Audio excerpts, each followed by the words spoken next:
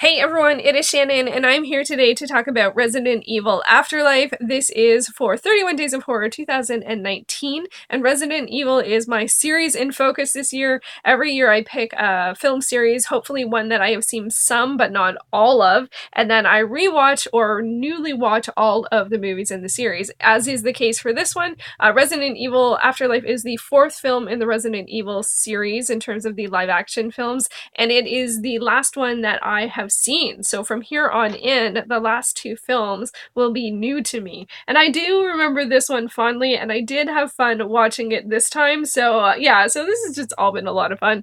But before we go further, just fair warning, there will be spoilers for the other films in the Resident Evil franchise so far. So films one through three. It's kind of hard to talk about the fourth film in a franchise without mentioning things that have already happened. So that's just the realism, the realisticness of the situation. So yeah, but let's get to it. So this was written and directed by Paul W.S. Anderson. He comes back as writer-director. He did the first one, but then he did write the second and third film, but he's back as a director in this one. For recurring cast, we have Milla Jovovich yet again, of course. She is the lead for the series. Ali Larter, who was in the third film, Extinction, and Shawn Roberts, who was in, I think he was in the third film. He might have been in the second one, maybe even the first one. He plays the evil Umbrella Corporation, head honcho person.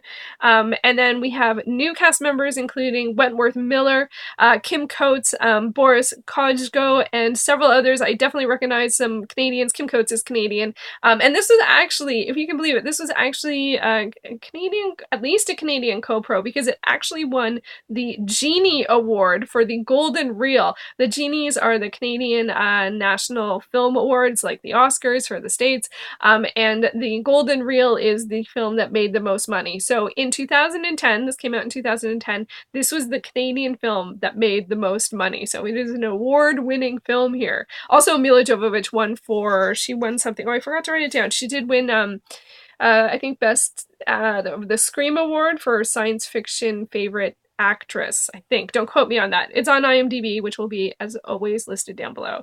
So this definitely falls into the same categories as, I think, all of the other Resident Evil films. It is a horror movie, it is an action movie, and it is a zombie movie.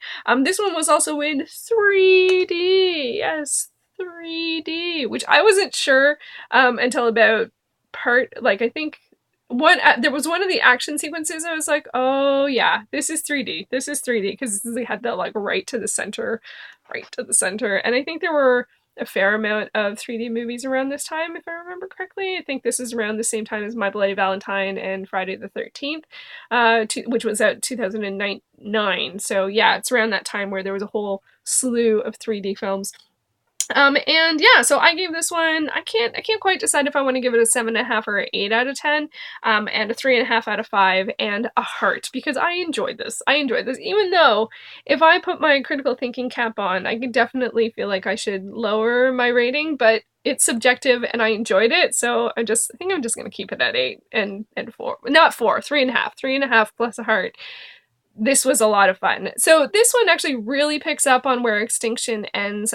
We have Alice, at the end of Extinction, she tells the Shawn Roberts' character, or Umbrella in general, that she's coming for them, and she does. We actually start the film with her going after the Umbrella Corporation, which I thought was really nice, because we haven't always had the best transitions from the film to film, but this one really was. She sets her intention and she goes out there and she just like goes bananas and like just takes down wherever this one Umbrella facility is. It looks like she gets Shawn Roberts. Does she? Doesn't she? I'm not sure. So spoilers for this film as well. Possibly accurate, possibly inaccurate. I don't know. And she uses her clones. Like they created a whole bunch of clones. So we have all of these clones of Milla or Alice like attacking everything. And I really enjoyed the opening action sequence. But one of the criticisms I would have about the film is that the action sequences are a bit few and far between. We have a really strong opening one. I felt like we had a really good ending one, and we have like one in the middle, and then the rest of the movie, it kind of loses things a little bit for me in terms of pacing and consistency, but really strong opening and really strong closing, especially in terms of the action. And it also looks really slick. Like both of them are in facilities, and I think that because they were 3D, they did use that to their advantage. And I remember, I don't usually see in 3D, but there was one effect in this one that I saw, which was Milla like falling back down like an elevator shaft or something like that. And I actually saw it. Again, it had to be like direct center. And then there was one direct center like axe to the screen that I saw, but generally I don't see the 3D. So it was exciting to see that one, like that you could use 3D in terms of something moving away as opposed to toward. I thought that was clever and effective. So I enjoyed that. But one of the weird things about it is Shawn Roberts' character injects Milla with something, or Alice's character with something which makes her, the T-virus, not affect her, because she becomes this sort of like super powered fighting machine, like, you know, super strong and stronger reflexes. And then she thanks him for curing her or for making her human again. But then it always feels like she's still super strong throughout the rest of the movie. So that was a bit confusing, like those two things. And then so anyway, but she, like, it looks like she blows him up. She blow him up? I don't know. He injects himself. I don't remember. I don't remember the specifics. Isn't that horrible? That is pretty horrible. Anyway, so we have that big fight, and then we have Milla looking for the survivors, because in the last film they were heading to Alaska, so she's flying plane over Alaska trying to find someone. She does eventually find Larter, but she has this weird something on her, like this red bug, like a metal bug on her, and she attaches that, and then like, so we have that little bit, and then there's a lot of bits on this in this building in a city with zombies like all on the ground floor. And that was the part, like, although I enjoyed it and a lot of the stuff with the characters I liked, I enjoyed that were there. That's where we meet up with Kim Coates' character as well as Wentworth Miller.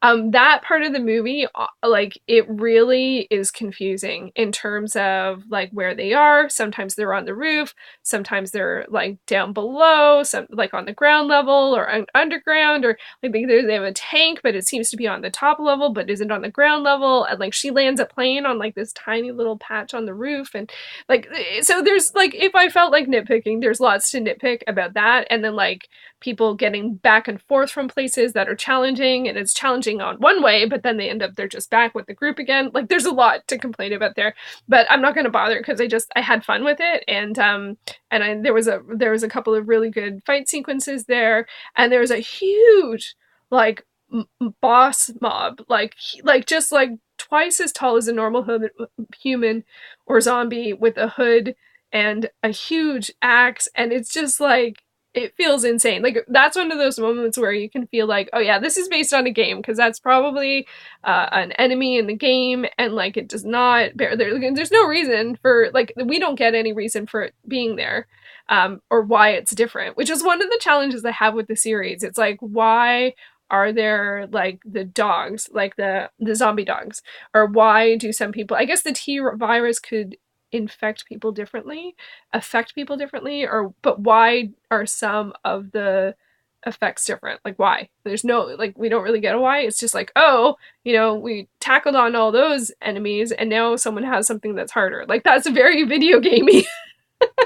So anyway, but one of the things that I really liked about this one, other than the action, of course, which was a lot of fun, and I liked Milla Jovovich and Larter as sort of leads for a lot of it, and I like that. So you have two women in an action movie being the leads, like, and taking the lead, especially in terms of the action. I'm all there for that.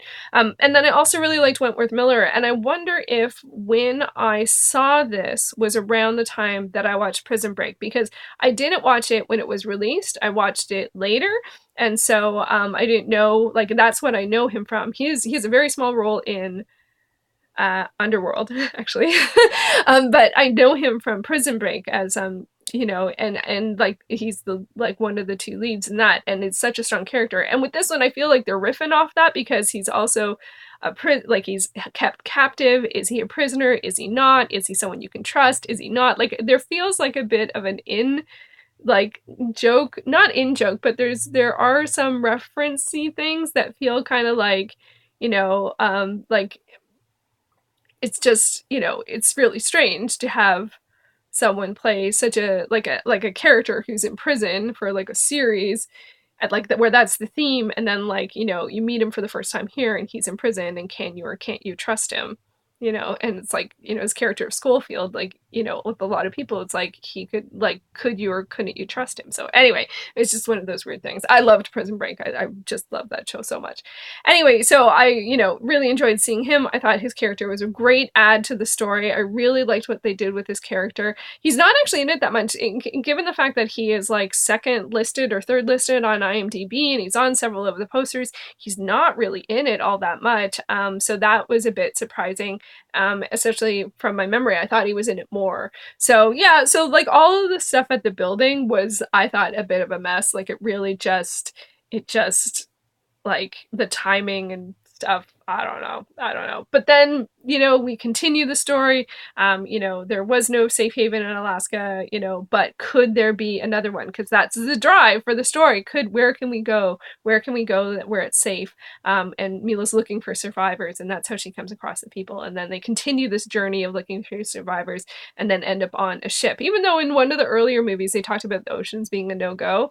But, maybe if it's a self-run ship, there's less effect in the oceans, or there's no zombies in the oceans. I don't know, maybe the whole next one's underwater. I have no idea. Yeah, so they end up on the ship, have more awesome fights, and again, really lends itself to the 3D because they have a contained environment, often a white background, which looks really slick. And I really enjoyed all of the fighting in there too. But I didn't love how much of a cliffhanger this sort of leaves, even though the last one did the same thing. Alice is like, I'm going to come at you. I like that. This one, I didn't love the cliffhanger that they led to. And not only did we feel like, so I'm going to go into spoilers at the end of the movie here, but not only did we leave off with Shawn Roberts' character, I don't know how he survived the previous, like, or if he's a clone or what, but like we meet him yet again at the end of this movie, even though it looked like he was killed earlier, and like, so that was, I was a little not super, and he was really hard to kill. And I know that, because it's a video game adaptation, that there is, like, it makes sense to have it be harder and surprising and that kind of stuff. But then where it really, really went, so super spoiler for the very, very end of this movie, we have Serena Gilroy reprising her role, I think, as Valentine, which I think is what's going on. Like, they have her listed as Valentine, but like, I don't remember the second film well enough, and I don't know the actor well enough to know that that's who it was. And she had the metal bug on her chest, which, oh my gosh, it's in the colors of Umbrella. So when it was on Ally Larter, like, should have known it was Umbrella. Should have known. So yeah, it shouldn't have been a huge surprise that the whole reason, she couldn't remember, and, there wasn't any escape or there wasn't any safe haven was because of Umbrella, because everything is Umbrella. Everything comes back to Umbrella. So anyway, but it was a lot of fun. I am really looking forward to the 5th film, which is Retribution, I think. And because I haven't seen it, so that's going to be a lot of fun to watch, and I will be back with my thoughts on it, soon. So this has been a really, really fun series to enjoy. I'm looking forward to the end of it, because the last one is called The Final Chapter, so I'm assuming it really is the final movie outside the animated ones. And this one, it's really funny because I can totally get the criticisms for it. So many plays for the 3D, inconsistencies, pacing, all this stuff. I don't care. I enjoyed the heck out of it, and I would watch it again. So yeah, it's a bit of a weird one. I'm like, yep. My subjective list is just on enjoyment mode for this movie, and that can be a good thing. So there you go. There are my thoughts on Resident Evil Afterlife. Let me know, have you seen it? Did you enjoy it? And I will be back soon with another video. Thanks for watching.